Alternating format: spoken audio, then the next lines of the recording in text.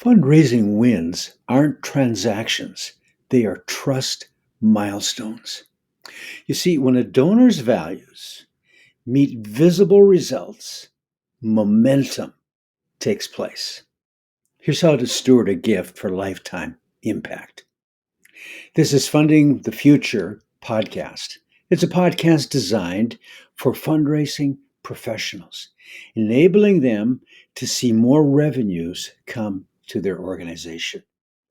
I'm Dr. Randy Dirks, and I've been a fundraising executive for over 25 years in two nonprofit organizations. And I want to share with you how what you are doing today can have a powerful impact on your organization. Gail Perry is one of the preeminent fundraising consultants. This is what she says on this topic. Fundraising doesn't end when the gift comes in. That's when the work begins. You see, so often we treat a monumental gift as the gift itself, and we focus on the gift and what it can accomplish, and we forget the donor. That person goes into the background. Now the focus is on the gift rather than the donor. Perry says that the stewardship of that relationship is so critical to the ongoing health of the nonprofit. Here's another statement she makes. Future revenues depend upon that stewardship. Without stewardship, you'll always be chasing new donors rather than cultivating the ones you already have. And you see, it requires so much more time to find new major donors than it is to simply cultivate the relationship you already have with your current major donors. Perry gives three very simple, profound steps in this whole matter of cultivation and seeing stewardship result through donor relations. The first one is make a call within 48 hours after the gift. You see, that shows the donor immediately you care and are concerned for them and you appreciate what they have done. Number two, show impact. Show the results of what that gift has accomplished through your organization. Don't focus on you, but focus on the donor and say, your giving has accomplished these specific areas. And then number three, establish a regular calendar with a sequence of steps with the donor. In other words, at different times of the year, you're going to be doing different things with that donor to cultivate that relationship.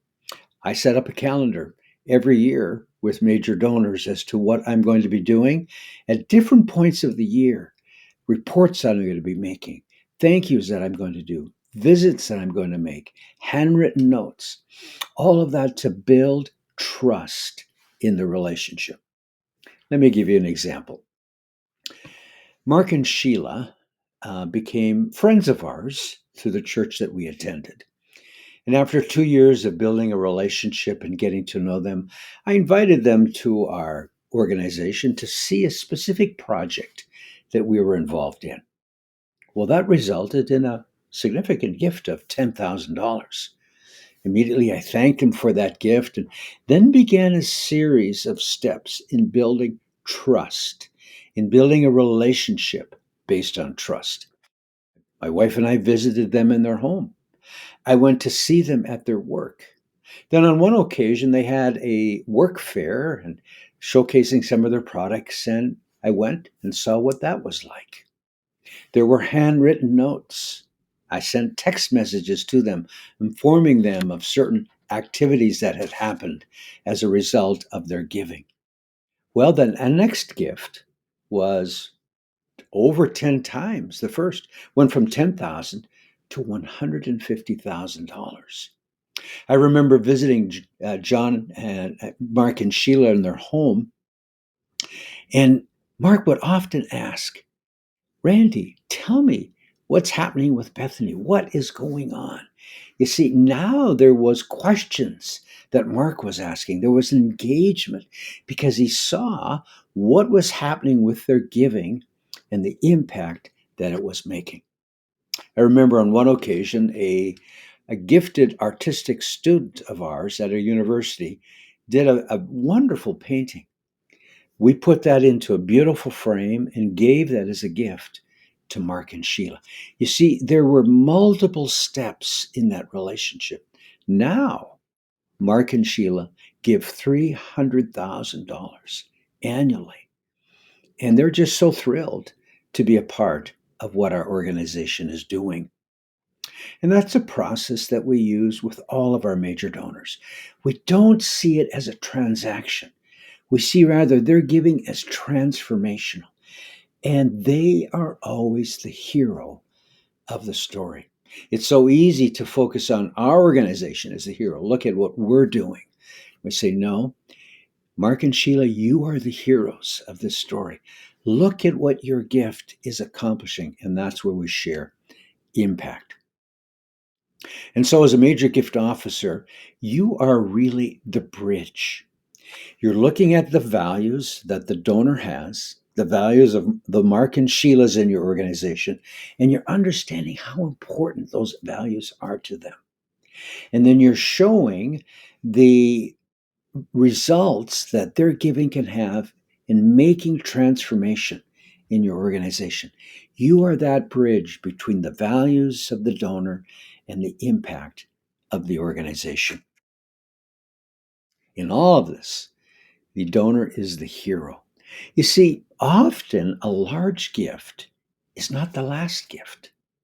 And as you begin to build trust and relationship is formed with that donor, that is where truly transformational gifts will occur.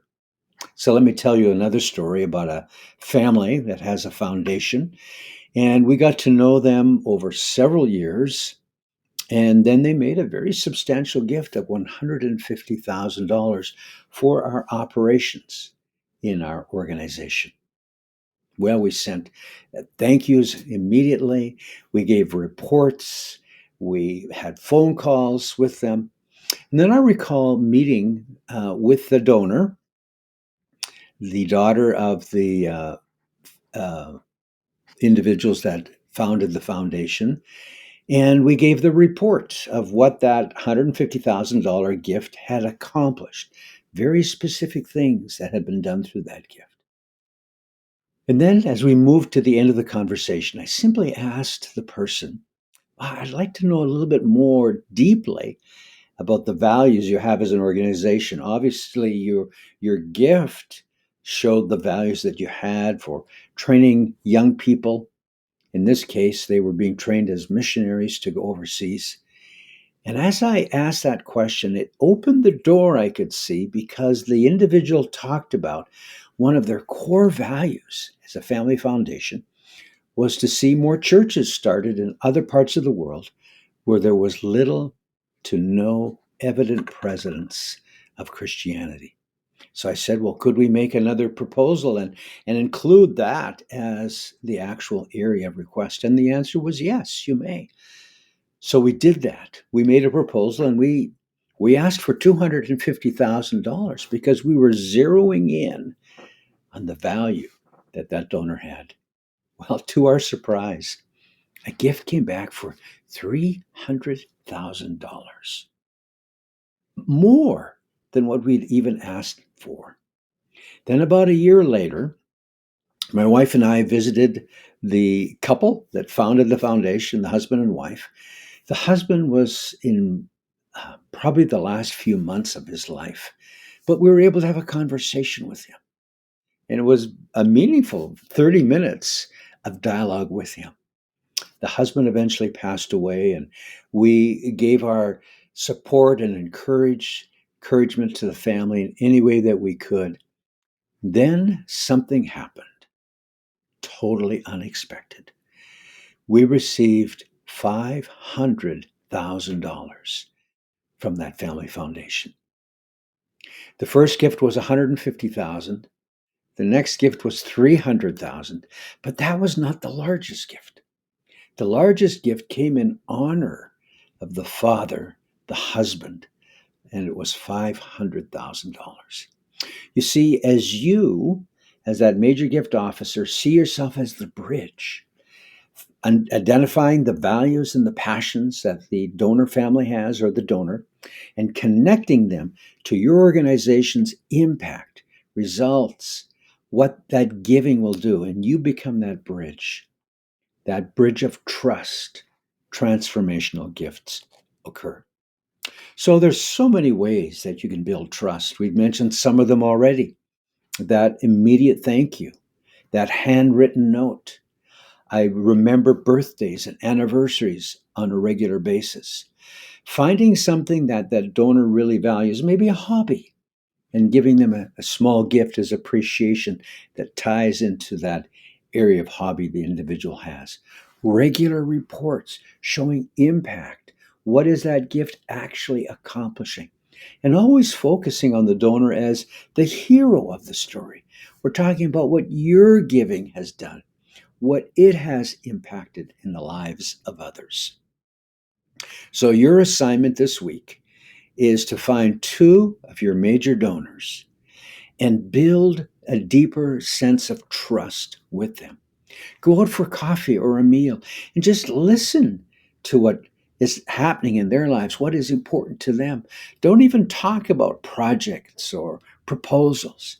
Focus on the values, focus on the passion. And then send them a note of appreciation. Let them know what their giving is accomplishing. And continue that cadence of thank you, reporting, connecting, asking about family members, building trust into the relationship. And you will see momentum occur because of that. Well, I want to give you an offer, and that is a free 60-minute fundraising assessment of your organization. Here we'll look at what are your strengths, what's working well, and we'll also look at areas that potentially could be improved to see greater revenues occur. So then we'll develop a plan of looking at how we could take some very practical steps over the next several months to begin to see much more relationships built with your major donors, and as a result, more revenues come into your organization. So all you need to do to make an appointment is to send me an email, and then we will begin the process of collaborating and putting that plan together and then helping you launch it. And again, that's all free for you. So I trust that this will be a week where you begin to build trust in much deeper levels with your major donors. Thanks much.